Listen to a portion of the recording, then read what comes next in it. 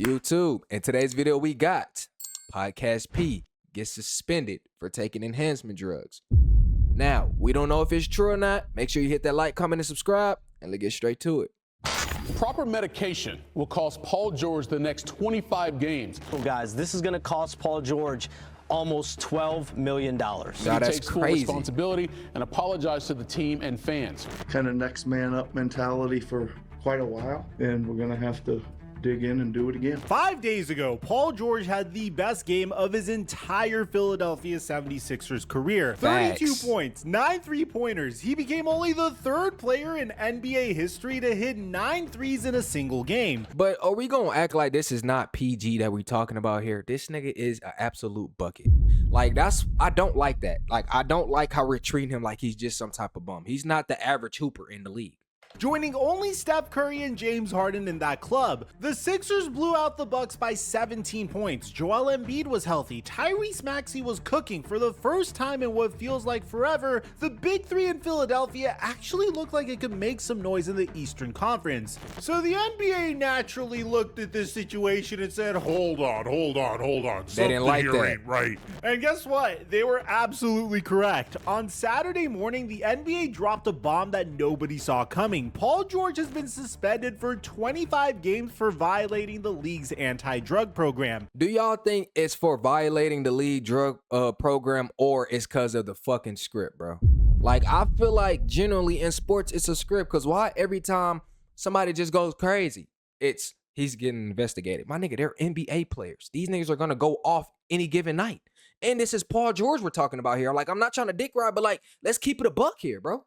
That's a quarter of the entire season gone, and the reason behind it is where this story gets really fascinating. Now, what's Weird. even crazier is, believe it or not, this may have just helped the Philadelphia 76ers even more. I'm going to get to all that in just a minute, so make sure you subscribe and have our notifications on. The NBA announced that Paul George violated the terms of the NBA NBPA anti-drug program. Now, under this program, players get randomly tested for 3 categories of substances: drugs of abuse, alcohol, and PEDs. And the league didn't specifically say which category Paul George fell into, but here's the key detail that tells us everything. A 25-game suspension is the standard punishment for a first-time PED violation under the 2017 collective bargaining agreement. But the thing that I also heard is from Shaq. This was on, during the post-game show.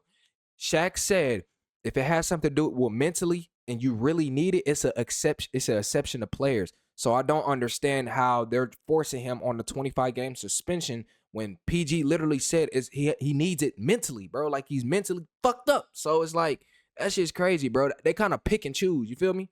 Why don't y'all go and mess with this 41-year-old who's still in the league going crazy? You feel me? Like, what the fuck? For that, it used to be 20 games. They bumped it up to 25 specifically to send a stronger message. So when you see 25 games, that's the league's way of telling you that Paul George wasn't just smoking the devil's lettuce or going on a bender with some of his buddies. This was the PED category. Now, the financial hit Paul George is taking from this is absolutely brutal. I mean, he's making $51.7 million this season. Right. The suspension is going to cost him roughly $11.7 million in forfeited salary. Bro, what you mean he gonna take a financial hit? The nigga's making $51.7 million. Like, what? Huh? Bro, it still got bread. He's been in the league for 10 plus years. He is damn near close to probably being a billionaire, goddammit. Like, he's not taking no financial loss at all. Like, that's crazy. He won't be eligible to return until March 25th against the Chicago Bulls, which means he's going to miss everything from now through late March. The Sixers will only have 10 games left in the regular season when he comes back. 10 games to figure out chemistry with a guy who hasn't played in 2 months. That's a nightmare scenario heading into the playoffs. Now, this story unfortunately takes a very dark turn. Paul George released a statement to Shams, and I want to read you exactly what he said because the wording here matters. Over the past few years, I've discussed the importance of mental health, and in the course of recently seeking treatment for an issue of my own, I made the mistake of taking an improper medication. I take full responsibility for my actions and apologize to the Sixers organization, my teammates, and the Philly fans for my poor decision making during this process. Bro, like I said, Shaquille O'Neal literally said on the post-game show, and Chuck, they all said that they have a rule in the NBA book. If it's for mental health and it's something that they need, there's an exception to that person. These people are just picking and choosing who they want to fuck with because they probably don't want the Sixers even winning a championship. Like, go check LeBron. My nigga, y'all never check LeBron. He's 41 years old and he's still running up and down the court. He went on to say that I am focused on using this time to make sure that my mind and body are in the best condition to help the team when I return. Now, some people are wondering if this is just some convenient excuse, because this is typically what anyone says whenever they get caught with PEDs. Oh, I just took an improper medication and it just happened to have testosterone in it. Oops. Right. You can make a very reasonable argument to give Paul George the benefit of the doubt because he's been a huge vocal advocate for mental health in the entire NBA for years now. In August of 2020, during the NBA bubble, Paul George came forward and admitted that he was struggling badly. He said he was in a dark place mentally. He talked about how the isolation of the bubble environment was getting to him. After a really terrible 3-game slump where fans were clowning him online, he dropped 35 points in a pivotal Game 5 against Dallas and then opened up about what he'd been going through. Paul George said, fuck all that. I would never have a bad game again. Y'all got me fucked up. I'm bringing back the Pacers P. That's what he said. He said, fuck all that. I'm done being clowned.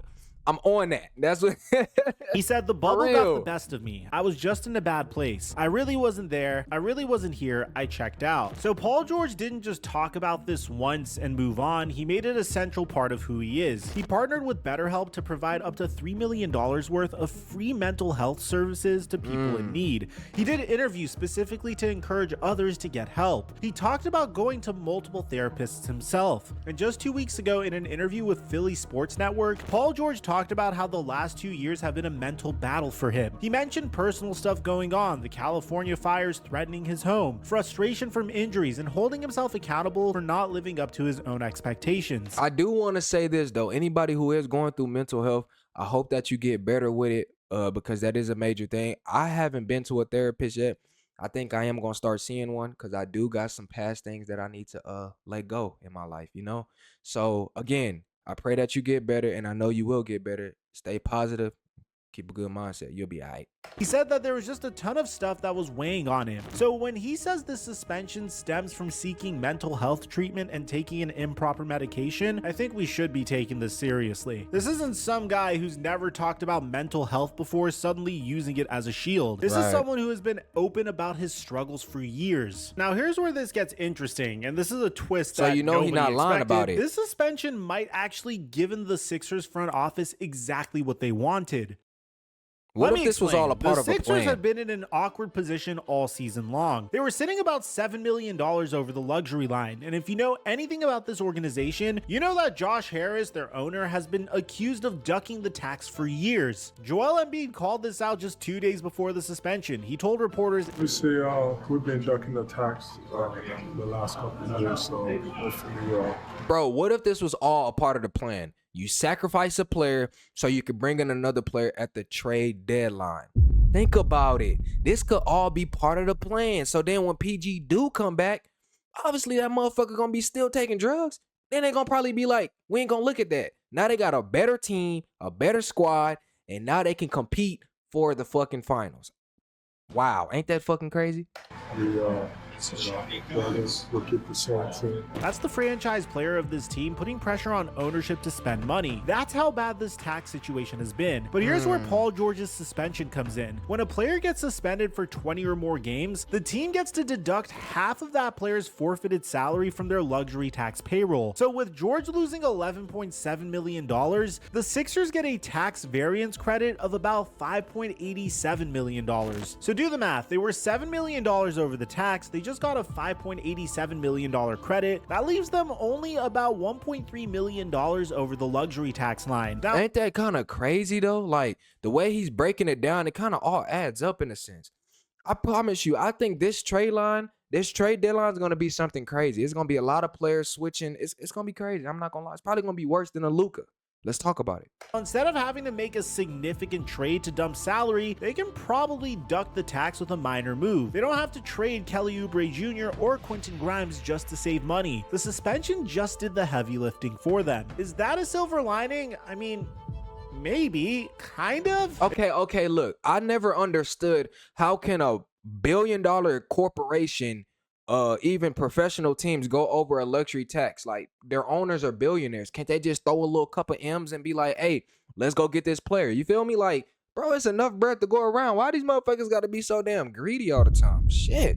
It's definitely not how anyone wanted this to happen, but in a weird way, Paul George's mistake might have saved the Sixers from making a roster-damaging trade just to satisfy their owner's desire to avoid the tax. Right. So what happens next? Well, Paul George can still practice with the team and travel with them, but he has to leave the arena 2 hours before tip-off for every game. He's going to watch 25 games from home or from a hotel room somewhere, unable to do anything but wait. The trade deadline is February 5th. Crazy. The Sixers were already in a weird spot, with Embiid publicly pressuring them not to make cost-cutting moves. Now they have even more decisions to make. Do they go get help to replace what George provides? Do they trust VJ Edgecombe and Kelly Oubre Jr. to fill that gap? I ain't gonna lie, VJ Edgecombe been a bucket. Like, let's really talk about that shit.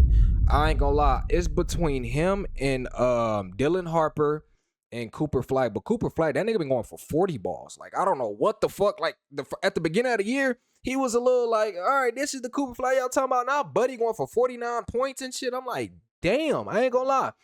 This is a great rookie class. I can't say that.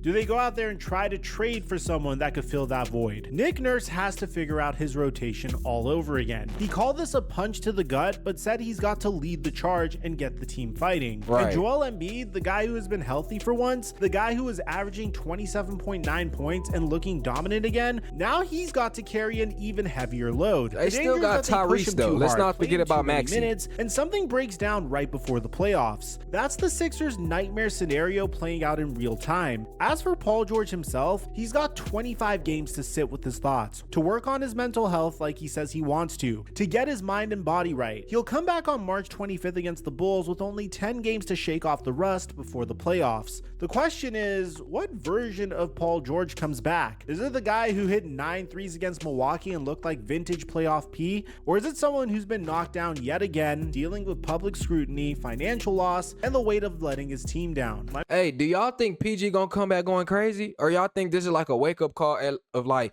them saying, hey, PG, no, this is not the plans we had for you. Sit your ass down. When you come back, you remain being a role player. You can average a little cool 18, 20, my nigga. But that's it. Let me know what y'all think in the comments below. Let me know what you guys think about this crazy situation in the comment section down below. Hey, man, that's the end of the video.